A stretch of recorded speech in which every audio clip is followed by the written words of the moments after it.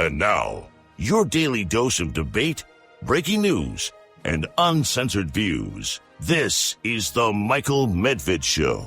And another great day in this greatest nation on God's green earth. A great day following a very exciting and close primary series of elections that occurred yesterday in states like Wisconsin and Minnesota and Connecticut and Vermont and more. And some surprising results that seem to shock the media. We will get to that. The one thing that shocks me most about the media coverage of this so far, at least, is that there was an obvious winner. I mean, big time winner who basically has advanced a potential presidential race for 2028. And that winner hardly got mentioned. And I don't know why. We will get to that on the Michael Medved Show. In Wisconsin, the Milwaukee County executive, whose name is David Crowley, narrowly defeated State Representative Francesca Hong for the Democratic Party's gubernatorial nomination. He won by about 3,300 votes. That's a margin of 0.41 percentage points. So this is intensely close. And by the way, the win that everybody has talked about by Abdul al-Sayed, in neighboring Michigan, that was also extremely close. But that was a victory for Democratic Socialists of America, or at least their fellow travelers. And the victory this time was for the Democratic Party mainstream, for somebody who had been endorsed by the outgoing governor who would serve 2 terms and decided not to run for a 3rd term. His name is Tony Evers. In any event, he's one of the big winners in Wisconsin tonight. What was striking about this very close result, where Crowley won only by 3,300 votes, is that in the polling that had preceded this primary election yesterday, Francesca Hong had been leading the field by 20 to 30 points. And she spent the closing weeks of the campaign answering for resurfaced social media posts, including a 2020 message urging America to cancel Thanksgiving and earlier calls to totally defund the police. Crowley will face Representative Tom Tiffany, who swept to the Republican nomination. Meanwhile, Darlene Graham, who was the sister of the late Senator Lindsey Graham, who has been serving as a U.S. Senator now for 1 month and replacing her brother, Lindsey Graham. She got 32.7% of the vote in the South Carolina Republican Senate primary. That means that she advances to a runoff, which she is likely to win, frankly. She's been endorsed by President Trump, which is very important in Republican primaries. And she will be facing a very conservative leader in the House of Representatives named Ralph Norman, who has been one of the chief forces in what is called the House Freedom Caucus, which is an alliance of some of the most conservative members of the House. What's interesting, though, about Ralph Norman, and the reason that President Trump didn't endorse him, and in fact President Trump endorsed Darlene Graham, the brand new senator, was that Ralph Norman had, back in 2024, he had not supported Trump's return to office. He had supported DeSantis. Ron DeSantis, the governor of Florida, who had his own experience serving in the House of Representatives before. But in any event, is it possible that President Trump held it against Representative Ralph Norman, who's going to be making it into the runoff coming up. But what would he hold it against Ralph Norman, that Ralph Norman actually supported somebody else, supported Ron DeSantis? This is Donald Trump we're talking about. Of course he would hold it against him. Meanwhile, there is this, which is, I guess, good news, depending on how much of it you take seriously. But President Trump posted today that the USA has total control over the Strait of Hormuz. If that's true, that's very good news. And he then has in all capital letters on his post, I think we will keep it. Our naval blockade is being called by everyone a wall of steel. Have you heard everyone calling the American blockade, which is kind of confusing, a wall of steel? Maybe I thought that was supposed to be the wall at the border. Okay. There is nothing Iran can do about it, says the president. They have no navy. They have no air force. Their remaining soldiers are unpaid. The IRGC, the Iran Revolutionary Guard Corps, is decimated and it's fleeing. And their leadership, he puts leadership in quotation marks, is uncertain at best. They have no money. Their country is shot. All they have is fake news and 300% inflation and getting worse. Iran is all talk and no action. The bully of the Middle East, no longer. Praise be to Allah, President Donald J. Trump. The Mediaite points out that President Trump's remarks come a day after Iran's theocratic leaders claimed the Strait of Hormuz was partially closed, news which sent the price of oil way higher than the $80 per barrel. Iran is demanding the U.S. unfreeze Iranian funds in order to reopen the Strait of Hormuz, according to Reuters. The two sides continue to discuss a deal to bring the war to an end, with Trump yesterday saying that, actually the day before yesterday, that he loved an interesting idea that's in quotes Iran had floated about getting reparations for damages done during the conflict. Trump said he loved that idea so much, why? That he was going to use it himself and have Iran pay for the families of Americans and Iranian protesters it has killed over the last half century. That would be a very huge amount.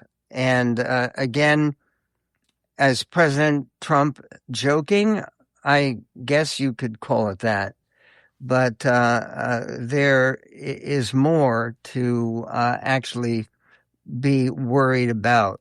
One of the things that must have disappointed President Trump in the elections held yesterday, the primary elections all across the country in Vermont and Connecticut and South Carolina and Minnesota and the state of Wisconsin. I mentioned at the beginning of the show that there was one big winner who is an obvious big winner and deserves more attention than she has received. Now, if you haven't guessed it so far, that winner is Amy Klobuchar, who ran for president last time in 2024. She was running for governor, giving up her Senate seat, and running for governor of Minnesota. She got 89% of the vote against four other candidates, including Mike Lindell of My Pillow fame, who did not win. 89% for Amy Klobuchar. She's on her way. We'll talk about it and more coming up on the Medved Show. And on the Michael Medved Show, there is one very predictable result that that apparently has broken out in the state of Minnesota. The predictable result, is Mike Lindell lost. He got, however, 32% of the votes for the Republican nomination. And you may be asking, wait, I thought you were talking about Amy Klobuchar being the big winner. She was running as a Democrat, obviously, which she is. And in the Democratic primary, she got 89%. She had several challengers, but they didn't make any progress against her. On the Republican side, there was a three-way race, and Mike Lindell finished second. He got 32% to the winner, DeMuth, who got 43%. And guess what? Do you think that Mike Lindell is accepting the election result and his rejection by the people of Minnesota, that he is accepting that cheerfully? Are you kidding me? Are you kidding me? No, there was basically a rigged election. Mike Lindell says he was endorsed by President Trump. And the fact that on the Republican side of things, the President Trump endorsed candidate who has become a good friend of the president and has a great deal of loyalty and enthusiasm for everything MAGA. And the fact that he did not win the primary, in fact, he got less than a third of the vote. That's about similar to the 1/3 of the public that approves of Trump's presidency. But never mind. He didn't win, but he is planning to contest the election results. And he says, despite the fact that he is not close to winning, that he believes there are still votes out there and he's refusing to give up. Last night, in some of the election madness, there was some performance art by the NBC data guru, Steve Kornacki, who was visibly shaken by the election night madness in the Francesca Hong race. That was for the governor of Wisconsin. The NBC chief data analyst, Steve Kornacki, was put through the ringer thanks to some unforeseen twists in the razor-thin Wisconsin Democratic gubernatorial primary, which former Thanksgiving hater and Democratic socialist, police defunder — she wanted to defund police departments altogether — Francesca Hong lost to David Crowley. And as the votes came in, the coverage on NBC sounded like this. Clip 20. Are you serious? Yeah. They have to. What were they? Okay. And I'm just reading the closed captioning, and so I don't have the fullest grasp of this. But it appears there were some irregularities in the reporting process. So I think they have to go back to the city location and do some work there, and then potentially kind of restart that process. That's what I'm gathering from the city right now, or from the county update. Really? That's so we're back to square one on this. Potentially, and she's going through the. We're back to square one on this, and they can't decide. The results eventually did come in, with Hong conceding early this morning that she lost to Crowley by several thousand votes. Soon after that, Kornacki gave a shout-out to the NBC News faithful who grappled with the election madness. But Francesca Hong last night spoke to her faithful and claimed that even though she lost, and this was a race that the polling had said she would likely win, even though she lost and broke the winning streak of progressive Democratic Socialist of America candidates who have been doing very well in primaries in the Democratic Party, well, last night she was a disappointed and disappointing loser. Here is Francesca Hong speaking to her supporters this morning after the results to became people in clear. every corner of this state. It is an honor of my lifetime to be your candidate for governor. Wisconsin, we have built something that will change politics forever. The work we have done will be remembered forever. What? I know we don't have the final results right now, but what I do know is that we are ready to keep fighting, and I feel confident.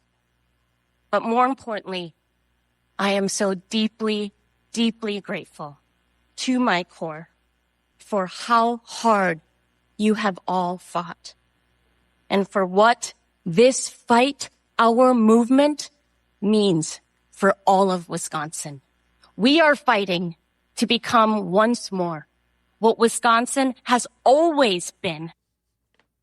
Okay, we are fighting to become once more for Wisconsin to be what it has always been. Wisconsin was the birthplace of the Republican Party. No, really, for real.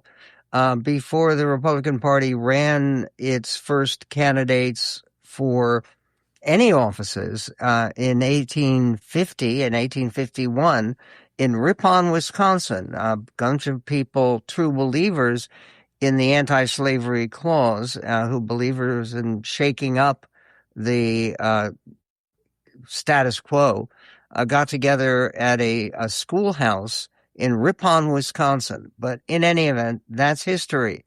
And the idea that people are going to remember forever this losing candidacy for governor. The first time that the Republicans put together a ticket, they won enough seats in the House to actually elect a House Speaker. And then they went on to finish second in the presidential race, and then they went on to nominate Abraham Lincoln, and he won the election. In any event, a photo finish for governor in Wisconsin spells trouble for progressives. That's good news for the rest of us, I think. That's the headline in the New York Times. We will get to that and to more about what this election actually means coming up on the MedVet Show.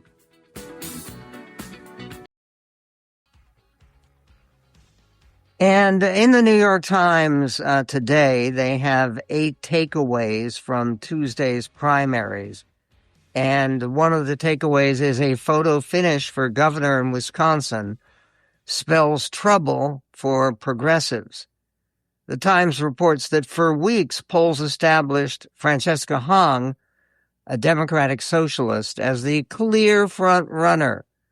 But Mr. Crowley outperformed expectations on Tuesday, narrowly edging his left-wing rival. Soon after polls closed on Tuesday night, it became clear that for the second consecutive week in a Democratic primary, a progressive candidate was not winning by as big a margin as predicted by the polls. Last week in the Democratic Senate race in Michigan, Dr. Abdul El Sayed defeated Representative Haley Stevens in a much closer than expected contest that was not called until the next morning. But in Wisconsin, the wait was shorter, and the outcome was far different for the progressive movement. Then they have another headline here. Francesca Hong had her flaws as a candidate. What? This is all you can say about somebody who is running to defund police everywhere and to cancel Thanksgiving? Francesca Hong had her flaws as a candidate. What were her virtues? What were her strengths as a candidate exactly? She was enthusiastic.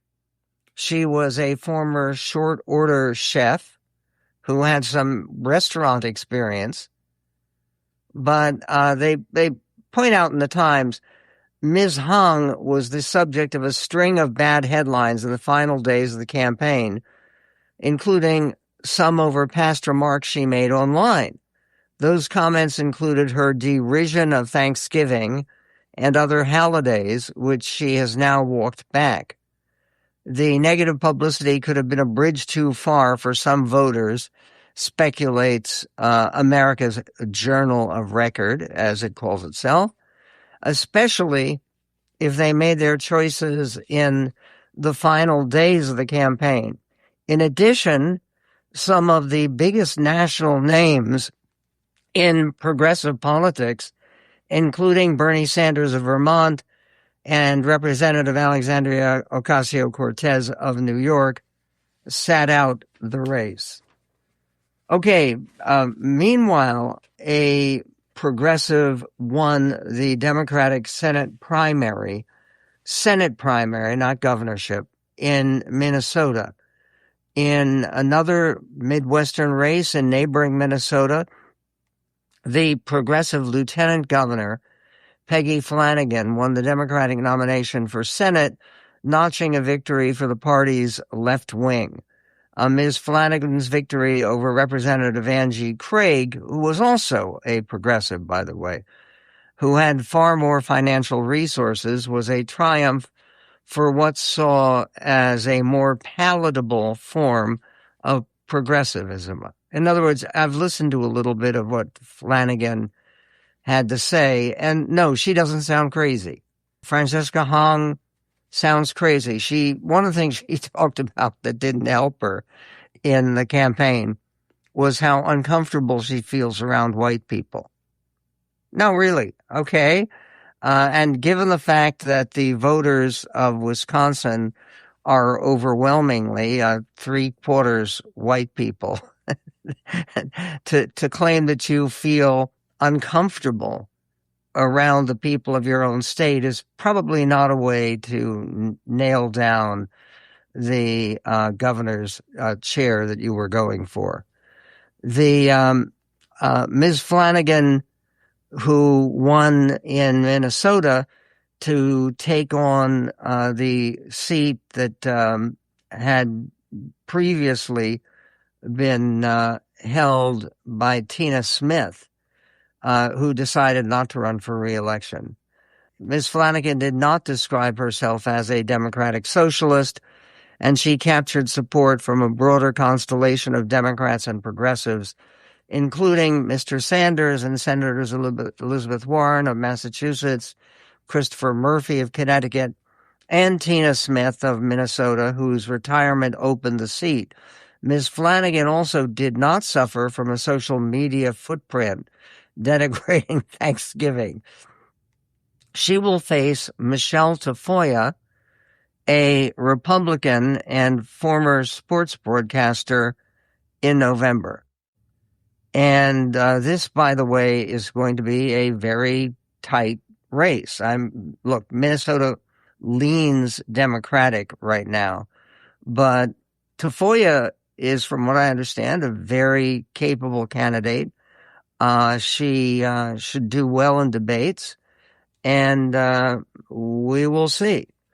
Meanwhile, among other results of the primary elections yesterday, another headline: Darlene Graham concluded an emotional month with the same poise that impressed Trump. On the Republican side, Senator Darlene Graham, a political newcomer and President Trump's choice to succeed her brother, the late Senator Lindsey Graham, advanced to a runoff alongside Representative Ralph Norman, a hardline conservative and a leader of the House Freedom Caucus. Graham's triumph over a field of more experienced candidates provided yet another show of the power that Mr. Trump holds over Republicans. The president came around to the idea that Ms. Graham should run for the seat after she was tapped by the governor, McMaster, to finish her brother's term, and met with the president in the Oval Office. He made very clear that he admired her poise. Ms. Graham had been in the Senate 28 days as of Tuesday, exactly 1 month after Mr. Graham died. In her remarks on election night, She displayed a steady countenance. She talked up Mr. Trump's domestic agenda while telling that she passed a bill sanctioning Russia that would have made her hawkish brother proud. And that's true about the sanctions on Russia. That was certainly something that Lindsey fought for during his career. And she let voters in on her grief, saying she has not had a lot of time to process her brother's death. I think a lot about what I would say to him, what he would say to me. She said, right now I think he would be very proud. Yes, he would be very proud as she moves on to to this upcoming duel with Ralph Norman, the runoff for the Senate nomination in South Carolina. There's also a headline that losing the governor's race in South Carolina may have helped Ralph Norman in the Senate race. He had been running for governor before and did not win. But there's another lesson spelled out in the headline. It is not a good time to be an older Democratic incumbent running for re-election.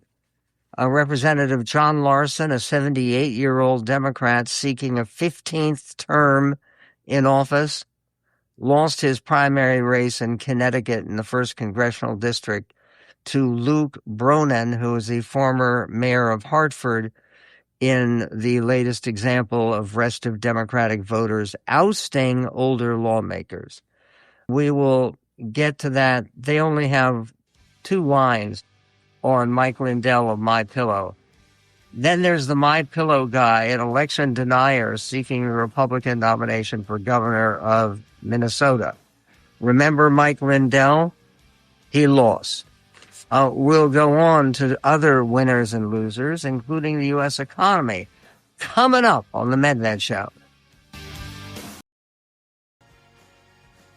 And one of the things that has been notable, it seems to me, if you look at the media landscape that surrounds our politics and our policy and America in general, there are more conservative voices that occasionally, and more than occasionally, pop up on networks that tend to lean in a Democratic direction, like CNN.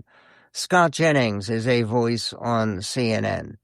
And he, in talking about the election results last night, made a point which it seems to me is undeniable. If you're conservative, if you're liberal, if you're moderate, if you are unengaged in our politics generally, you have to agree that the DSA, the Democratic Socialists of America, is not in the mainstream. They take positions that basically astonish, offend, and repel mainstream, normal American voters of every party, including, yes, Democrats, who turned out last night to prevent Francesca Hong from becoming another Democratic Socialist of America, nominated by the Democratic Party.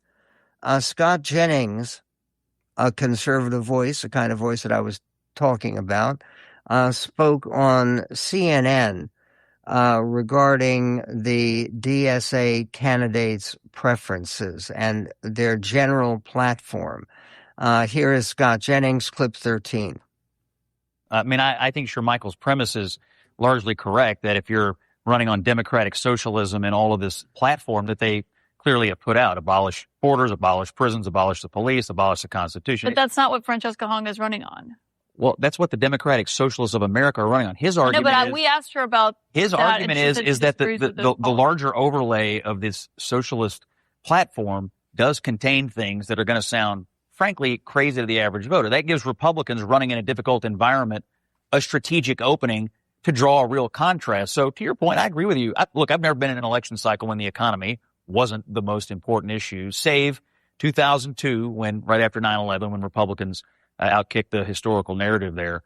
But Most of the time it's the economy, and you will have to tangle with it. But when these Democrats... So you are worried about that? Of course. But when the Democrats give you openings on things that just frankly make them sound unhinged, look, part of campaigning is finding the ground on which you want to fight.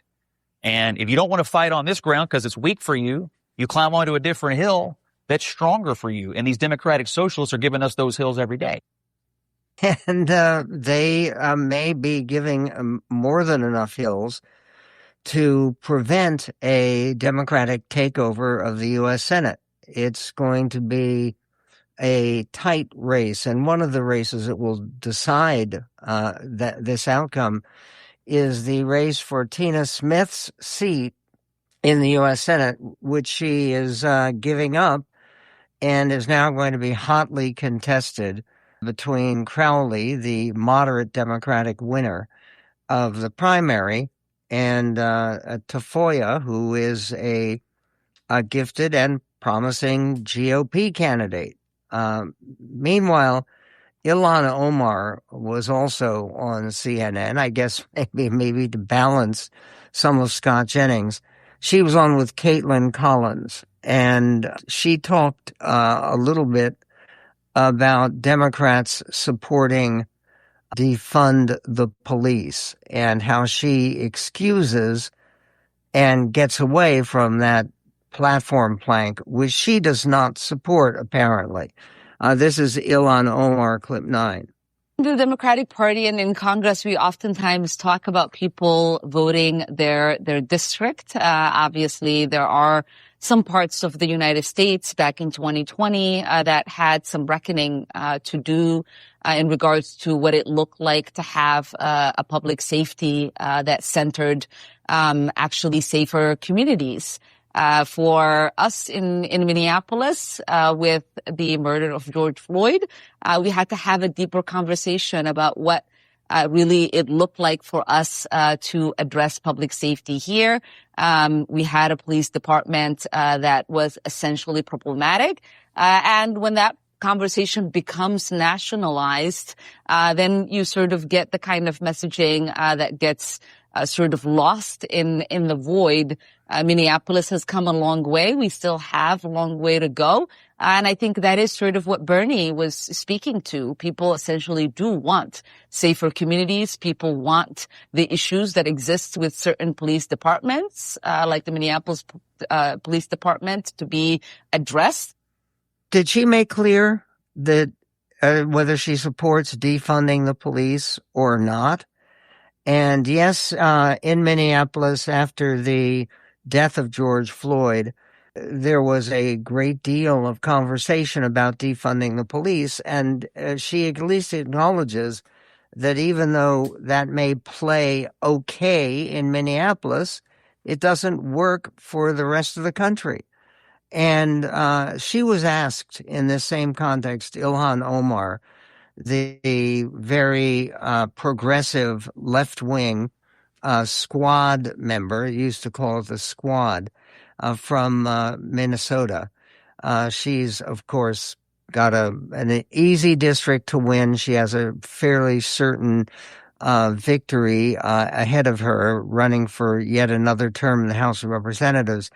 But she refused to answer whether her colleague and her colleague on the extreme left of the Democratic Party, Abdul El-Sayed, needs to moderate his positions in order to win his tough Senate race against Mike Rogers in neighboring Michigan.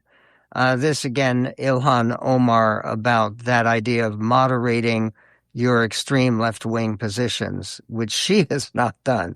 This is clip 8. Do you think Abdul El-Sayed needs to moderate some of his positions, that maybe turns off moderates? Do you think he needs to hold firm to what he ran on and that made him the nominee? What's your view on what needs to happen in the next, 87 days? Yeah, I mean, ultimately, I believe that people want real change. And regardless of how tough our primaries get as Democrats, we turn around the day after the primary election and we fight for our ticket to make sure that we are representing the values of what it means to be a Democrat, what it means to have strong labor unions, what it means to fight for the working class, what it means to make sure families have the ability to put food on the table, and what it means to keep attention to the district, the state, and the country that you represent. Again, an answer that kind of dodges the essence of the question.